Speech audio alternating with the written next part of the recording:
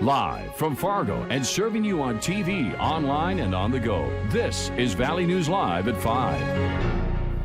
North Dakota Governor Doug Burgum today announcing the state is forming a Red River Valley COVID-19 task force. Burgum says it will involve more testing in Cass County, specifically at Fargo Cass Public Health in downtown Fargo. State health officials are confirming 57 new cases of COVID-19, along with 6 additional deaths across North Dakota. Cass County has the highest number of confirmed cases, totaling 686. Grand Forks is the second highest, with 271 cases. In North Dakota, the death toll now stands at 31. 17 people have died directly from the virus. 2 people died with the virus, but that's not what killed them, and 12 deaths are under investigation. The total virus count is now at 2,154 cases, and 582 people have recovered. In today's press briefing, the superintendent of public instruction, Kirsten Baszler, told how each school district must follow strict guidelines when determining whether to hold a graduation ceremony. The options include a virtual ceremony, live stream, drive-in graduation, or even one held in an outdoor field. Also, school districts must consider how people will enter and exit if it's an in-person ceremony, restroom access, spacing, seating for chairs and bleachers, and also physical contact. The Minnesota Department of Health is confirming a significant climb in cases today, with the total now exceeding 8,500. 728 more cases were reported today, bringing the total to 8,579. 30 more deaths are also reported, with the death toll at 485. 391 of them lived in a nursing home or assisted living facility. 5,005 people are listed as recovered. As more states and countries reopen for business, health experts warn not to let your guard down, as a second wave of coronavirus isn't more of a question, it's rather how bad it will be and when it will hit. Valley News Team's crime and safety reporter Bailey Hurley talked with local experts today who say there's still a lot of unknowns. Because most respiratory illnesses are seasonal, experts say while they hope the light at the end of the tunnel is near, it's not likely. We probably will see a second wave and even a third and fourth wave. The question is, how large will they be? If you are infected, do you become immune? If you do become immune, how long does it last? Obviously, all of us are hoping that that we don't see that phenomenon, but a hope is not a plan, so we need to plan accordingly. Experts say they expect the number of those infected this fall to be less than the current number. However, this is the first year that we are dealing with this virus, so we cannot say for sure. This is kind of an educated guess that we are making. Dr. Nagpal says he hopes the precautions taken around the nation this time mean businesses and states don't have to shut down again in the fall, as most hospitals should have enough protective gear, tests, and ventilators by then.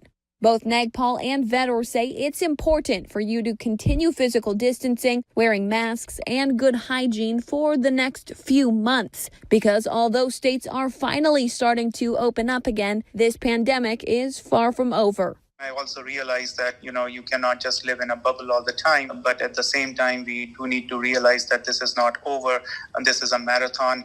This is not going to go away in the next week or two. I think it will be a matter of time before it becomes less and less impactful, but I don't expect a day that will say on this date the pandemic, ended or the coronavirus infection ended.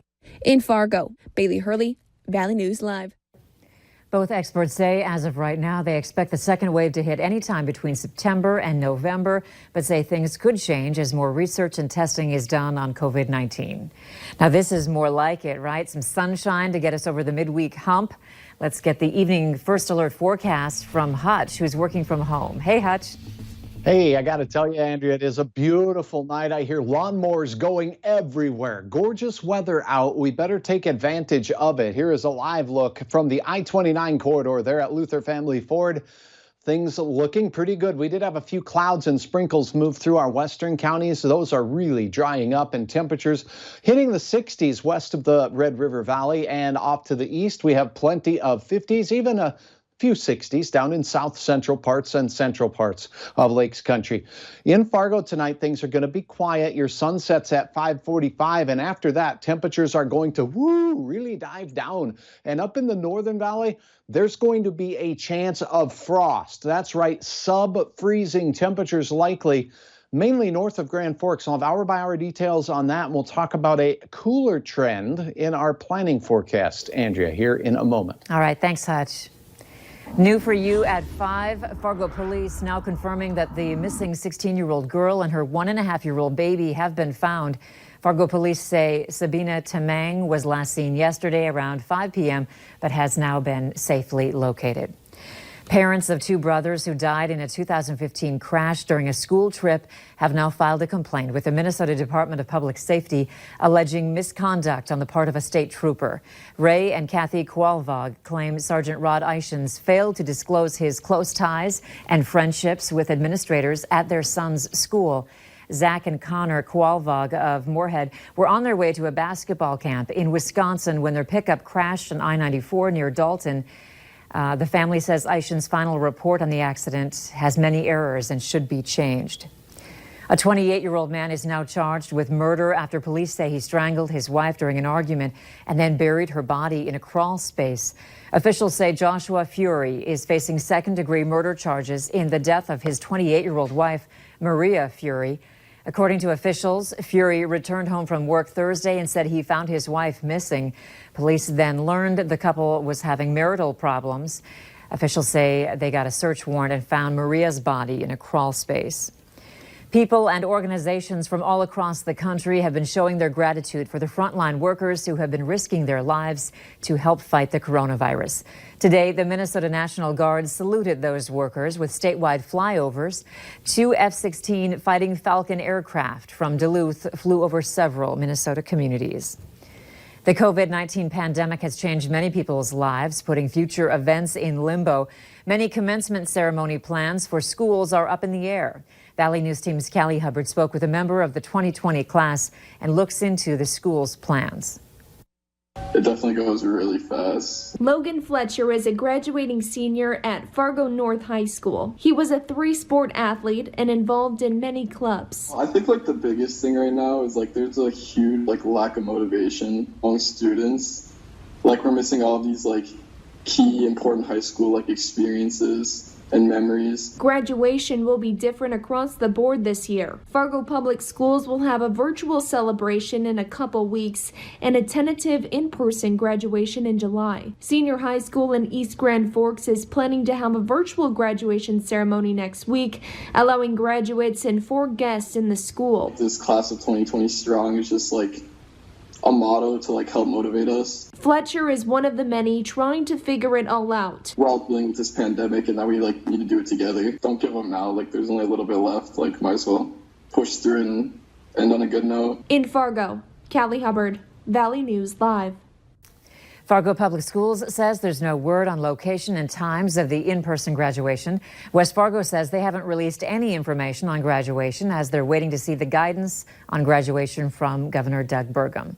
The Supreme Court continues teleconference hearings today with Justice Ruth Bader Ginsburg phoning in from her hospital room. Justice Ginsburg joined the hearing from Johns Hopkins Hospital in Baltimore, where she is being treated for an infection related to a gallstone. Today's case involves the law that requires most employers to cover birth control to a woman at no cost as a preventative service in their insurance plans, and also a Trump administration rule that would allow more employers to cite a religious or moral objection and opt out. Justice Ginsburg expressed her concerns about the rule change. A glaring feature of what the government has done in expanding this exemption is to toss to the winds entirely Congress's instruction that women need and shall have seamless, no-cost, comprehensive coverage. Ginsburg, who is 87 years old, has survived cancer 4 times. The coronavirus pandemic continues to cancel more events in our region. The Polk County Fair isn't happening, and neither is the Grand Forks County Fair. This is the first time in 117 years the Polk County Fair will not be held. Still ahead tonight, the fatal shooting of a black man in Georgia will now go to trial after disturbing video surfaces online. And a tower cam time lapse of a gorgeous sunrise this morning. Temperatures were not hot, but it certainly went in the right direction. Frost possible for some and a few flakes in the extended forecast. Details next.